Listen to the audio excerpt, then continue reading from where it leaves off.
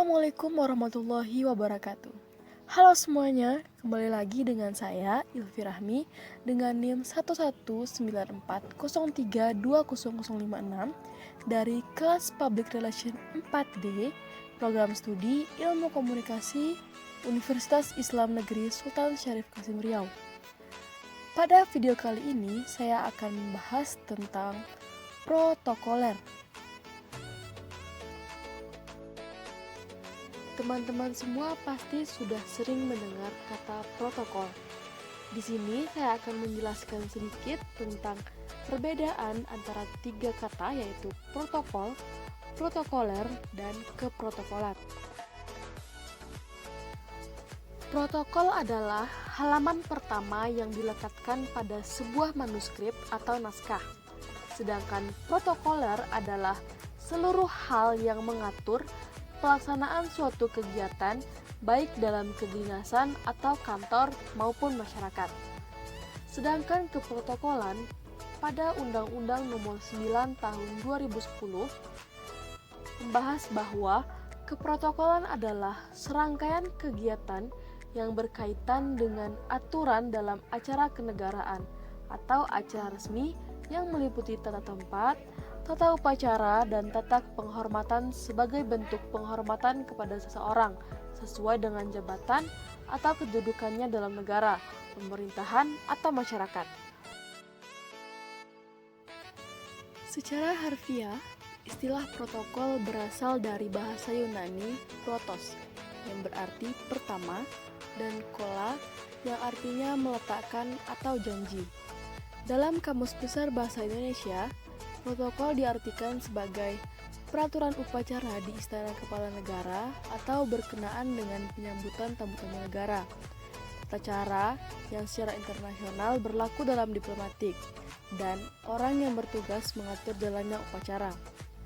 Aturan yang terdapat dalam keprotokolan ini merupakan kumpulan aturan yang tentunya dapat diamati melalui tulisan yang tercantum, serta dalam pergaulan pribadi, instansi, institusi, pejabat, serta pimpinan organisasi. Dapat dikatakan pula bahwa keprotokolan ini merupakan suatu perilaku dalam beretika yang tentunya dapat diaplikasikan dalam acara-acara diplomatik, negara, organisasi, dan instansi. Hal yang termasuk mengaplikasikannya adalah tata tempat, tata upacara, yang tentunya sangat bergantung kepada protokolnya.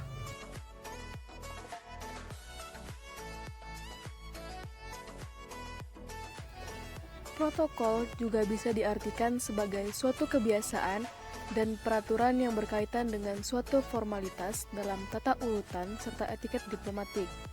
Hal tersebut tentunya berporos pada aturan yang berlaku secara universal.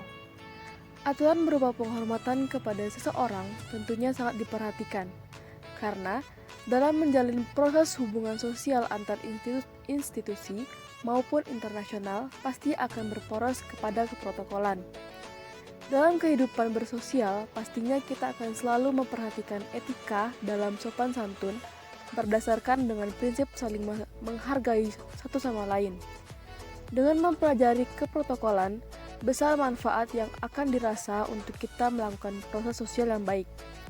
Kita akan lebih memahami bagaimana bertindak dan bagaimana cara menghormati seseorang. Selain itu, protokol juga penting diterapkan dalam hubungan antar negara atau hubungan diplomatik. Hubungan diplomatik itu sendiri merupakan instrumen hubungan luar negeri yang merupakan kebutuhan bagi setiap negara. Hal ini didasarkan pertimbangan bahwa sejak dahulu sampai saat ini tidak ada satupun negara yang dapat berdiri sendiri tanpa mengadakan hubungan internasional. Agar semua pihak yang melakukan hubungan patuh dengan ketentuan, maka hubungan tersebut harus diatur berdasarkan hukum. Dengan penerapan hukum diplomatik yang tepat, maka masyarakat dunia dapat menikmati perdamaian karena para pihak yang berdiplomasi saling mengupayakan penghormatan terhadap hak dan pemenuhan kewajiban-kewajibannya. Seorang petugas keprotokolan atau dikenal protokoler dalam bertindak harus selalu memperhatikan prosedur serta tata cara yang tentunya bersumber pada undang-undang, peraturan-peraturan, tradisi, kepribadian, dan ketentuan dari tradisi budayanya.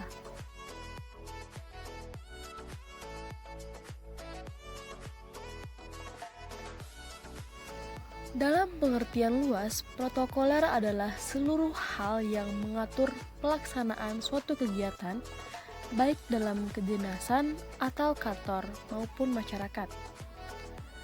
Persyaratan untuk menjadi seorang protokoler adalah, yang pertama, mempunyai pengetahuan dan pengalaman luas, terutama dalam hubungan antar manusia. Yang kedua, bermental kuat dan kepribadian tangguh.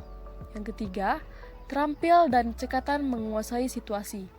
Yang keempat, mampu mengambil keputusan dengan cepat tetapi cermat. Yang kelima, sangat peka terhadap permasalahan yang timbul. Yang keenam, sangat memahami perasaan orang lain. Yang ketujuh, sederhana dan sopan serta hormat pada setiap orang. Yang kedelapan, pandai membawa diri dan selalu mawas diri. Yang kesembilan, rendah hati tetapi tidak rendah diri. Yang ke-10, penampilan menarik. 11, pandai berbusana sesuai dengan suasana. Yang ke-12, berbahasa dengan tekanan dan suara yang baik. 13, memiliki pengetahuan tentang ketatausahaan dan unsur-unsur manajemen. 14, menguasai istilah-istilah baru dan bahasa asing. Adapun yang mengatur kegiatan protokoler adalah pejabat protokoler yang berkompeten dan menyelenggarakan keprotokolan, dan seorang yang memiliki tugas dan fungsi yang berkaitan dengan keprotokolan. Ruang lingkup seorang protokoler ini tentunya sangat terperinci dan banyak kaitannya dengan diplomasi. Seorang protokoler harus benar-benar memahami mengenai aturan atau tata cara dalam melakukan kegiatan acara atau upacara, dalam mengatur tata krama, menempatkan, menyambut, serta memperlakukan seseorang secara sopan dan benar sesuai dengan jabatannya, serta mengatur tata letak dalam posisi duduk. Seorang protokoler juga harus dapat mengatur jalannya suatu kegiatan atau upacara agar acara tersebut dapat berjalan dengan lancar, khidmat, dan teratur. Sehingga dalam prosesnya, protokoler harus dapat memprediksi kendala apa saja yang dapat terjadi pada suatu kegiatan. Tentunya, itu semua memerlukan proses berpikir secara cermat, cepat, dan tepat. Menjadi protokoler dapat memudahkan dalam proses sosial dengan baik dan benar, yang tentunya sangat memperhatikan kesopanan.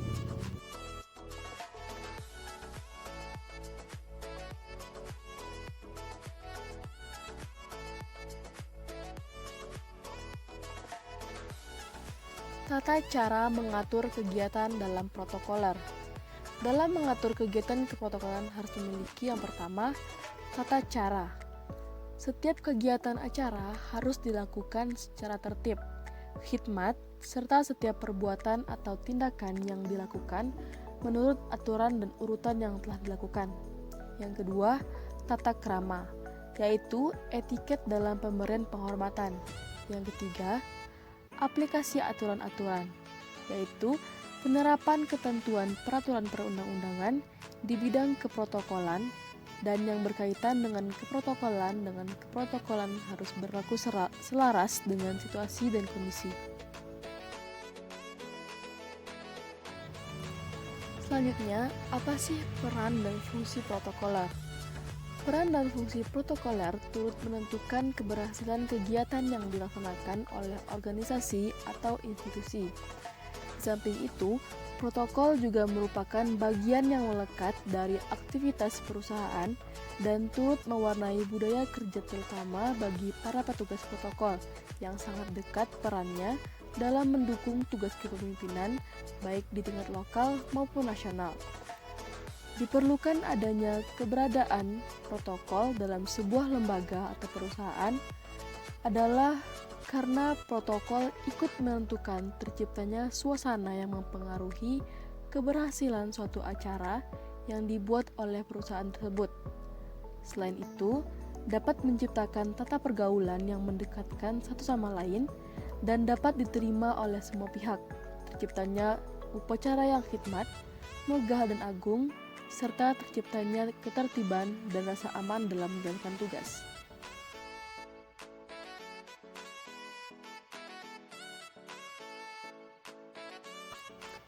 Sekian dari video saya kali ini. Sampai jumpa di video berikutnya. Wassalamualaikum warahmatullahi wabarakatuh.